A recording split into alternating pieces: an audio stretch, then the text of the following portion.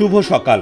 আজ রোববার 6 জুলাই 2025 খ্রিস্টাব্দ, 22 আষাঢ় 1432 বঙ্গাব্দ, 10 মহররম 1446 হিজরি।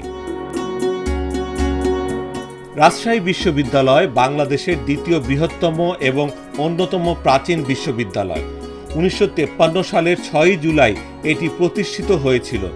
শিক্ষা প্রসারে এর ভূমিকা অপরিসীম। জ্ঞান চর্চা, গবেষণা এবং সাংস্কৃতিক বিকাশে এই প্রতিষ্ঠান দীর্ঘ 72 বছর ধরে গুরুত্বপূর্ণ অবদান রেখে চলেছে। দালাই লামা তিব্বতের আধ্যাত্মিক নেতা। 1935 সালের 6 জুলাই জন্মগ্রহণ করেন। তিনি বিশ্বজুড়ে শান্তি, অহিংসা এবং সহানুভূতির প্রতীক হিসেবে পরিচিত। বৌদ্ধ ধর্মের প্রসারে এবং তিব্বতের স্বাধীনতার জন্য তার অবদান অনস্বীকার্য।